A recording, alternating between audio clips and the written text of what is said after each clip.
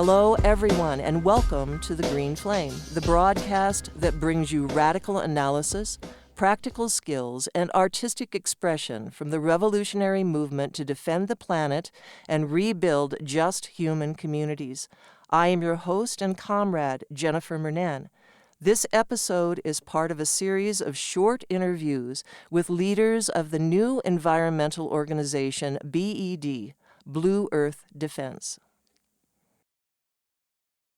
Welcome to the Green Flame. Please introduce yourselves to our Green Flame audience.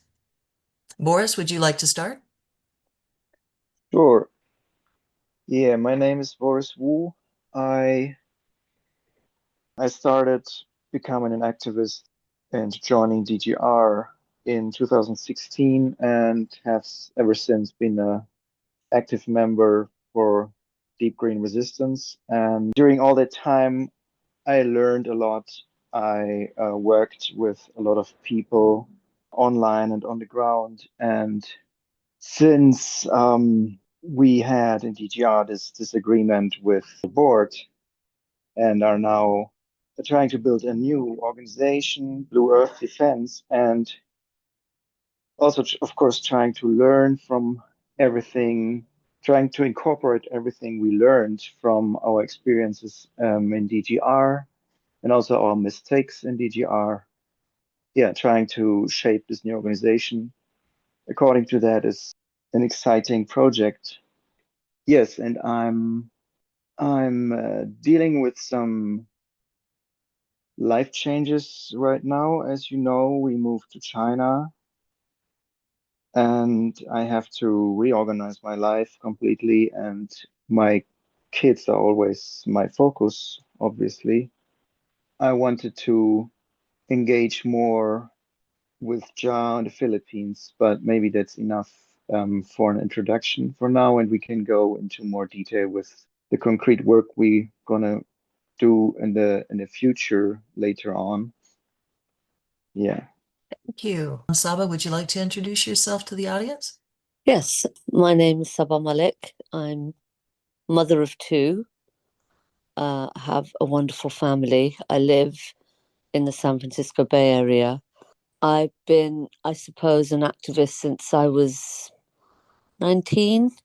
I first got politicized through feminism and then through what was then known in England as the Black Power movement, at least the Black consciousness raising movement.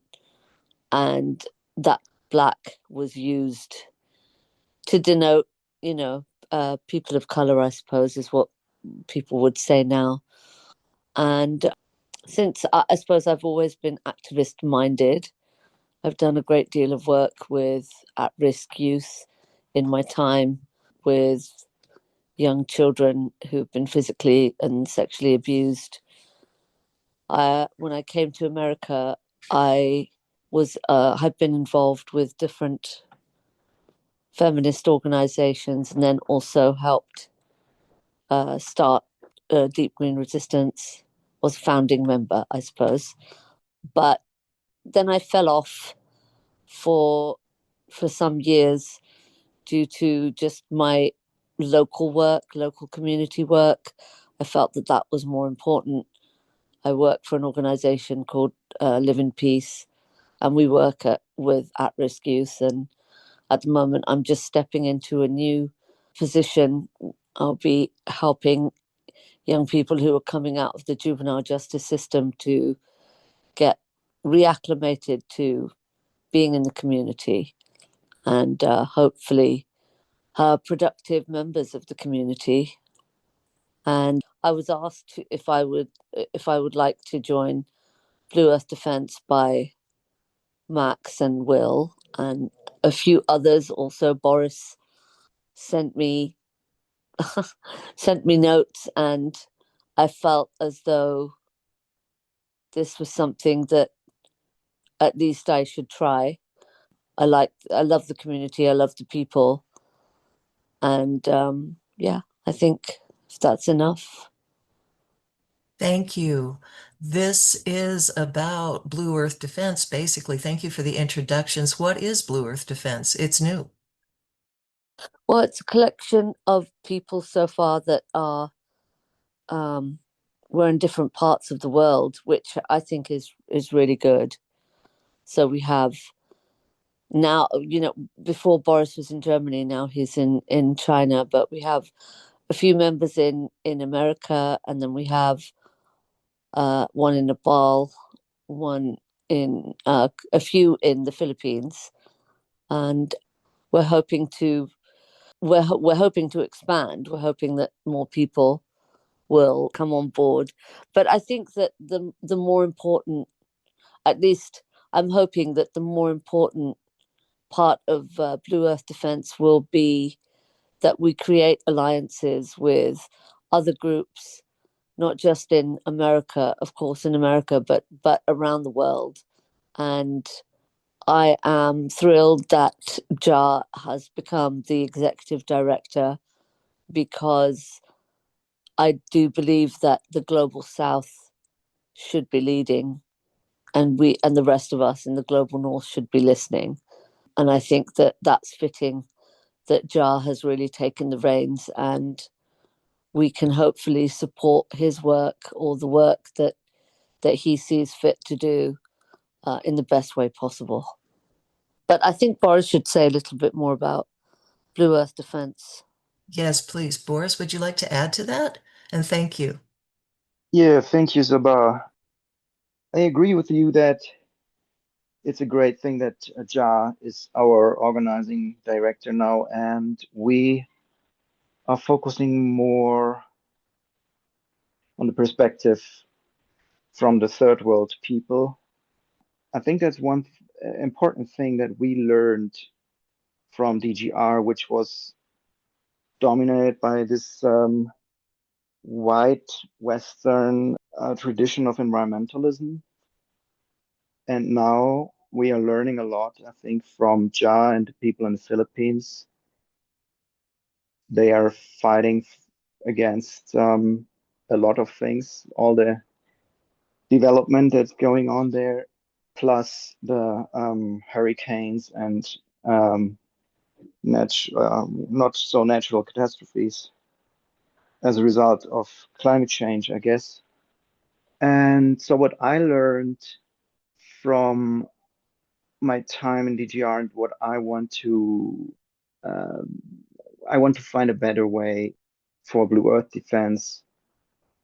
So, I still believe that the DGR analysis is correct, but I think that DEW strategy, like the belief that people will actually bring down an industrial civilization is it would be the right thing, but it's very unlikely to happen. And I think it's just a waste of energy to try to focus on that. And also to this analysis is important, but it never helped me in finding allies or members to tell them, industrial civilization is unsustainable and it has to stop or we have to bring it down. This was is not a useful way to approach people. And also, whether or not you have the analysis, the ones who make a difference, I think, are people working on the ground, protecting a particular piece of land or particular piece of this world with whatever measures they can. They make a difference. In theory, I meet many good people who never really understand or don't want to get into the topic that industrial civilization is unsustainable. It's just not helpful for me personally. And I like it, for example, also that Ja, the way he's framing it is that renewable energy is okay if it's only used on a household scale. Like if a small village has a few solar panels, that's fine because it helps them, charge their phones or whatever. And the real problem is the industrial scale and the projects that are generated for and by industry, large scale industry. So for me, that means I will more focus on two things that I find useful, which is one is building community. It's useful on a personal basis for my personal life also, but also on a political level, of course, and for this organization. And second one is I want to work more closely with Ja and visit him in the Philippines and join this fight on the ground as I already do with being. I mean, I feel I have to fulfill my duty as a board member for the Philippines chapter or the Philippines organization, Blue Earth Defense. And I think I can make a difference, more of a difference doing that. Because I also always feel frustrated, as we all do, I think, as environmentalists, that we are achieving so little, we are fighting so hard and achieving so little, or we can stop so little of this destruction in general. And yeah, my life changed a lot, as you know, but that's maybe topic for another question, or maybe not topic of this podcast. I don't know. But being an environmentalist in China is much different, and I have to find my place here because the political approach towards the environment is very, very different from the West. But that's another topic of its own, maybe. But I cannot be a Western style environmentalist here. It's just doesn't fit to the system and it doesn't help. But I don't know. I have to get to know better the Philippine culture and the way Ja is doing things, and then I will hopefully find my role and see what I can do and be most effective. I think that what you both have already said speaks volumes to the wealth of experience that is in your personal lives, as well as what you've brought to Blue Earth Defense in its formation. What has been your role in the formation of this organization, and what makes it unique? I can already think of a couple of things that are coming right into my mind now about leadership as well as about focus on the ground community in resistance.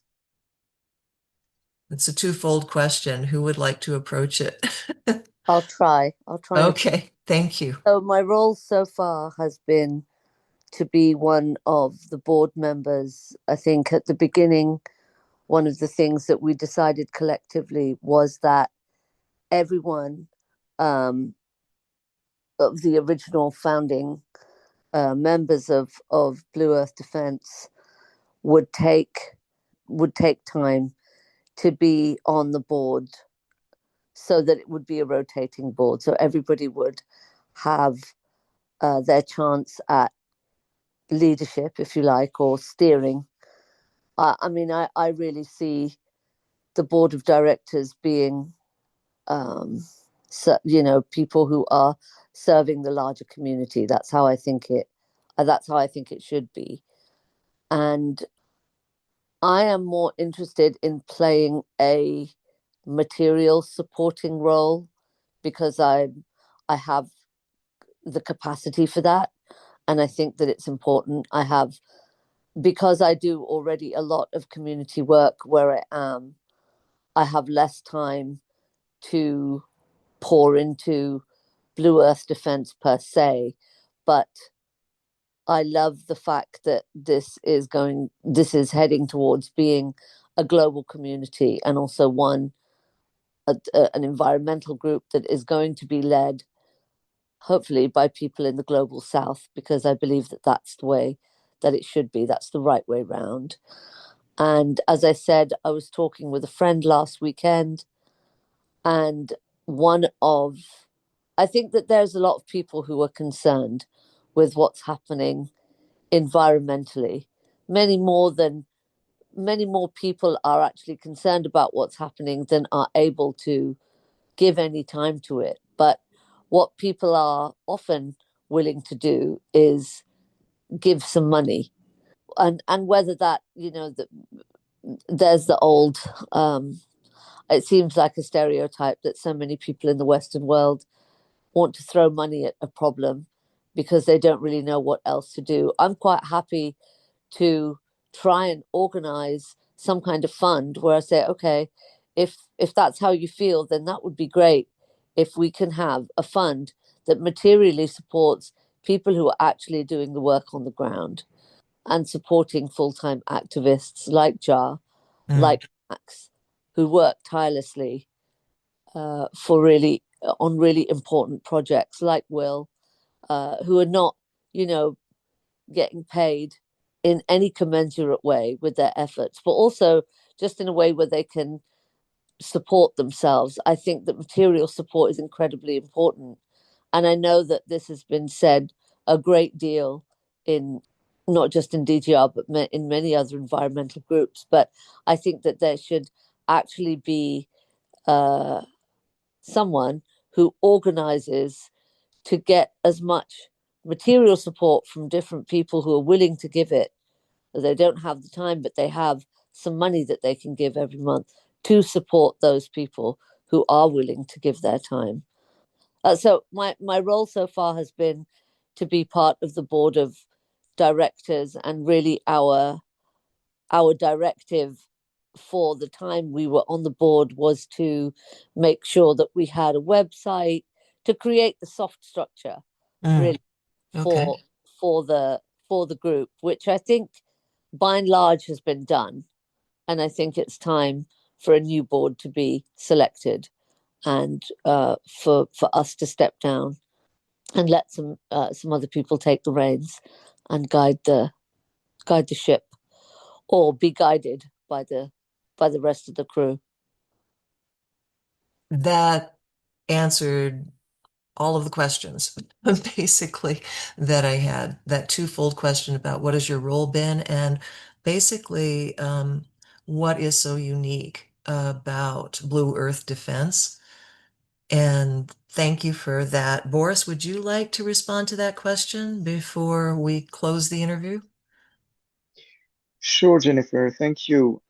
Yeah, like Sabah, I was on the first board of directors of Blue Earth Defense, and what we basically did was try to shape the foundations of this organization with the bylaws, um, several other texts we wrote, building the website, building the Facebook page, and so on. And for me, a large influence was the book that I edited for Fred Gibson just shortly before we started, I think, if I remember it right, with Blue Earth Defense, Leading Communities of Resistance.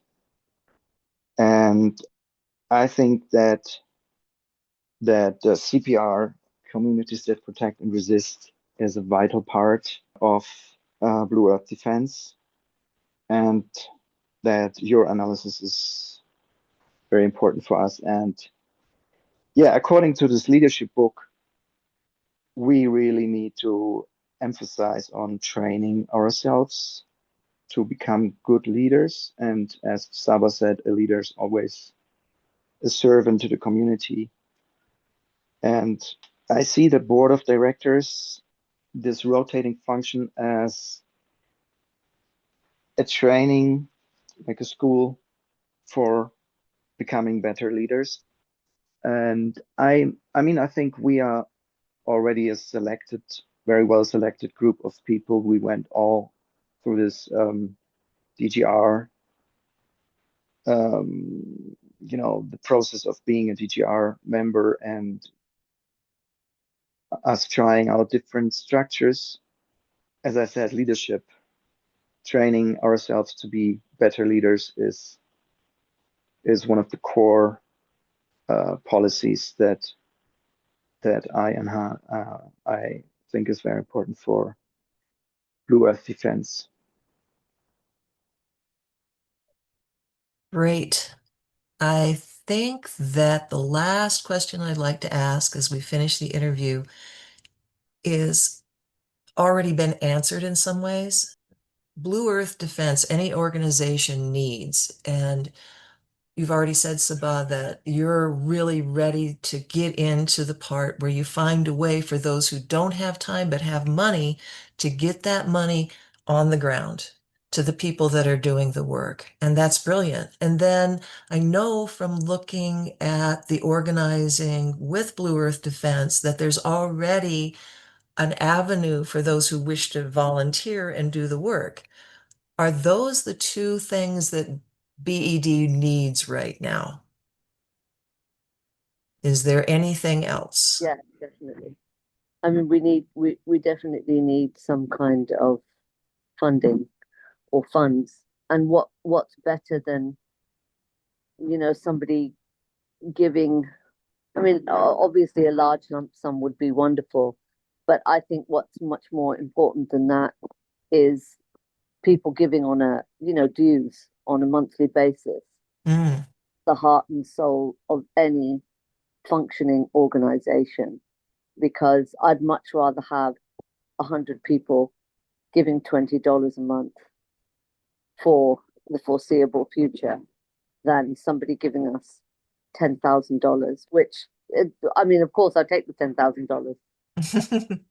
So sustaining the work, you need funds coming in like like a salary every month, where okay, we're going to get this much money every month, and you can think about where to put it to work, where it's needed most. So I think that is definitely something I'm going to be. The next question really would be, where we keep that money, how that money is accessed, and because as we know, with the political climate changing so quickly in this country, and there's rumors of non-profits, I think, having their tax free status taken away. That's going to affect many, many things. So how we go about these things logistically, especially as a global organization, would it be better to, for example, have an internet bank account or something in, an internet bank account in a different country? Those things are the logistical points that we need to work on and find. But yes, I think that of course, and volunteers, yes, volunteers are more people is always good, but lots and lots of people that doesn't necessarily mean that more work will get done. We need people who are willing to do the work, that are serious about doing the work and are committed to the work and put the work before their own egos. I think that is a really, really important part, because certainly what passes for activism in the West seems to be people largely, and I don't mean everyone, but what I've seen certainly is that people are more attached to their egos than they are to the work. And if something upsets them, or they feel that they're being attacked in some way, or something is not aligned absolutely with their ideology, that this seems a reason to stop doing work that is important. And so I think that's a really important. I would love more people, but I would like to see the right people, I suppose. Mm. I know that Blue Earth Defense has been in formation for something like a year and a half now, from its genesis, I don't think it's about a year. yeah, just a year, maybe a year and a month or 2 months or something like that. Not Right. long. Yeah. It's Yeah. baby. It's a baby, and at the same time, a year with a lot of hard work behind it and very intentional thought about how it's put together, which you've already mentioned, for example, in the idea of the board being the servant. You've both played that role, but it serves community. That's the guy, and sharing power and leadership. Boris, do you want to add any closing thoughts about BED's needs? I can actually only agree with Sabah in this point. The thing we need most, I think, would be funding. Volunteers, yes, but, big but, it's more efficient to have a handful of well-trained people who work very well together, like us, and then to have 12 unorganized volunteers who don't know what to do. So um, they need to be managed, and the management has to be very good. They need to be trained and managed, and we have to work on that. That's an important thing we need to do for the future. Yeah, that would be my suggestions. Thank you. Well, thank you both for speaking with us and introducing yourselves to Green Flame listeners. Your voices are familiar in other Green Flame podcasts. Boris, with you on permaculture, Sabah, definitely feminist issues and women and ecofeminism. I think I remember our previous episodes because Green Flame's been around for a bit. It's great to be here. Thank you both. Thank you, Jennifer. And thank you for all your work and your commitment. You are such an inspiration to me. Yes. This is where I'm happiest. I think that we're all very passionate and we do this work because it's necessary, but also it gives me great joy. So, yeah, I'm here because I want to be here. Oh yeah. Thank you. Thanks. Thank you, Jennifer. Thank you. This is Jennifer Mernan, one of the hosts of The Green Flame. Thank you for listening to our show. If you would like to support The Green Flame, you can subscribe to our new YouTube channel. You can listen to previous Deep Green Resistance Green Flame episodes on Apple, Spotify, and all the rest, even YouTube. Please leave positive reviews and share these shows with your friends. Finally, the goal of this show is to activate people. So if you really want to support the Green Flame, start organizing in your own community.